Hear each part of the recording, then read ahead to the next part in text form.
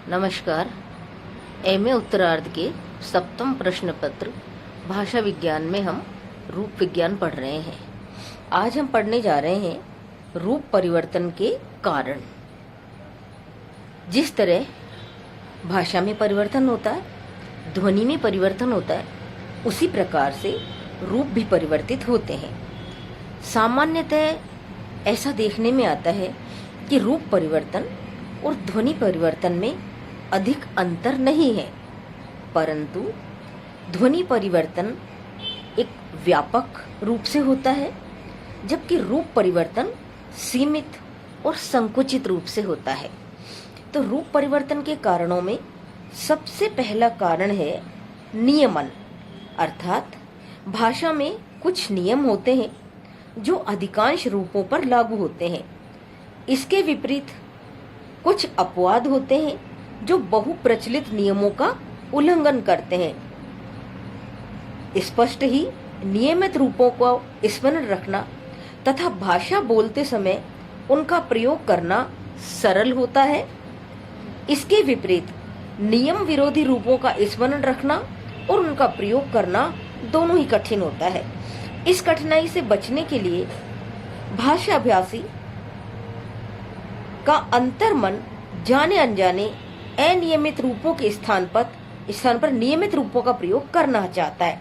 उदाहरण के लिए हिंदी में पुराने मानक रूप हुजिए का कीजिए है, किंतु ये अपवाद नियम विरोधी है। सामान्य नियम धातु में ए जोड़कर रूप बनाने का है, जैसे आइए, चलिए, बैठिए। तो इस दिशा में नियम हो गया और हुजिए के स्थान पर होइए, कीजिए के स्थान पर करिए रूप प्रयुक्त होने लगा। दूसरा कारण है बहुप्रयुक्त रूपों का प्रभाव, अर्थात बच्चों जो रूप ज्यादा प्रयोग में आता है उसका प्रभाव दूसरे रूपों पर भी पड़ जाता है। नियमन से प्राप्त उदाहरणों में ये कारण कार्य करता है। नियमन होता है भाषा के सामान्य नियम के अनुसार, किंतु इस नियमन होने से उस भाषा के बहुप्रयुक्त रूपों का प्रभाव भी काम करता है। वस्तुतः नियमन और ये प्रभाव एक ही क्रिया के दो पक्ष है, इन्हें एक साथ भी रखा जा सकता है। कीजिए पद करिए बनकर अपनी रचना में धीरे धीरे नियमित हो गया। चलिए, पढ़िए, बैठिए, लिखिए जैसे सैकड़ों रूपों के प्रभाव से कर से कीजिए के स्थान पर करिए बन गया है। कभी कभी एक अन्य रूप भी प्रभाव भी काम करता है, जैसे संस्कृत में अकारांत शब्दों का प्रयोग अन्यों की तुलना में बहुत अधिक है।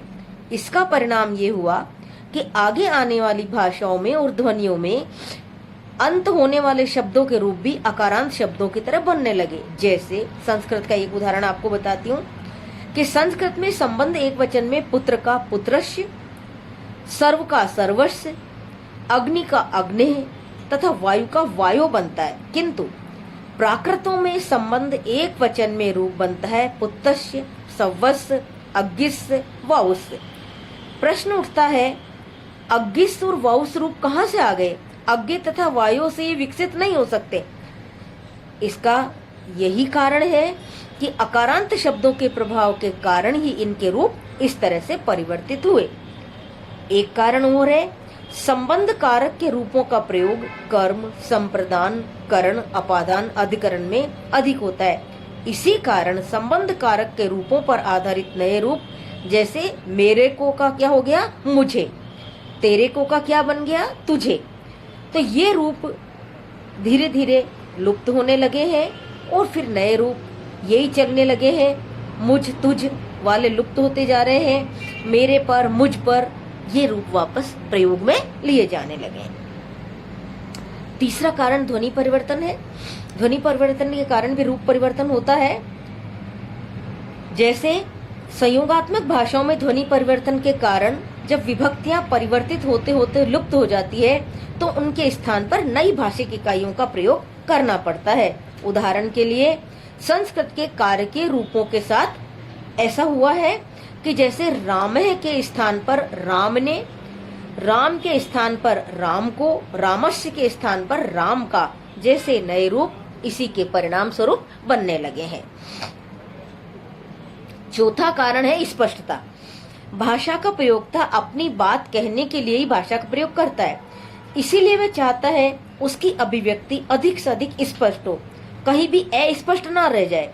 और इसको बहुत अधिक स्पष्ट करने के लिए वो क्या करता है कि हिंदी उर्दू में फारसी के रूप चलते हैं, जैसे दर हकीकत, दर असल।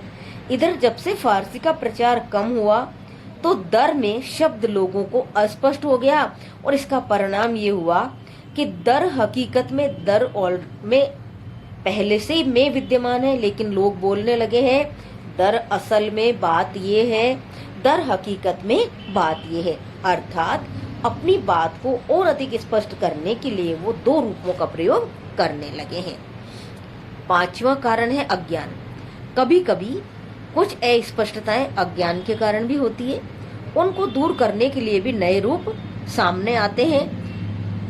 दर असल, दर हकीकत अभी मैंने आपको बताए हैं। आगे वो बता रहे हैं हम लोग, तुम लोग, ये लोग जैसे रूपों की बात छोड़ दें तो निश्चय अज्ञान इसका एक कारण है। जेवरात, कागजात, जवाहरात बहुवचन है, किंतु जिन्हें उनका पता नहीं है वे बहुवचन में नए रूप जेवरात, जवाहरात, कागजातों का प्रयोग करते हैं। बेफजूल, फजूल के स्थान पर प्रयोग कुछ अशिक्षित लोग करने लगे हैं। कुछ लोगों द्वारा कोमलताई, कृपणताई ऐसे शब्दों का भी निर्माण कर लिया है। कुछ लोग जो अज्ञान के कारण पूजनीय, सौंदर्यता जैसे शब्दों का भी प्रयोग करते हैं, जो भाषा विज्ञान की दृष्टि से गलत है। बल देने के कारण भी लोग खालिस के स्थान पर निखालिस, खाकर के स्थान पर खाकर के आदि शब्दों का प्रयोग, अतिरिक्त शब्दों का प्रयोग करते हैं। कभी कभी आवश्यकता होने पर भी लोग रूप का परिवर्तन कर लेते हैं। हिंदी में जैसे मैं का बहुवचन हम होता है तथा हम लोग होता है, मैंने अपनी एक कविता में मैं का बहुवचन मेओ बनाया है, क्योंकि यहाँ अपनी बात मैं, हम अथवा हम लोग से नहीं व्यक्त कर पा रहा था।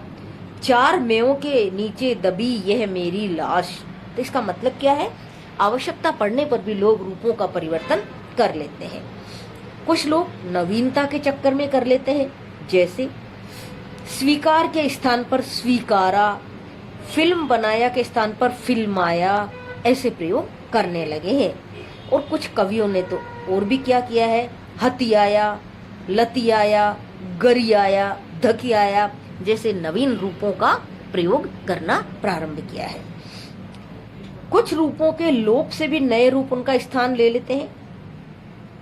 संस्कृत में या धातु का विकसित रूप लुप्त हो गया, अतः जाना का भूतकालिक कृदंती रूप गया मान लिया गया। वस्तुतः गम धातु के भूतकालिक कृदंत रूप गत से विकसित है। इसी प्रकार अंग्रेजी में गो का भूतकाल वेंट है, जो मूलतः WEND वेंड का भूतकाल है।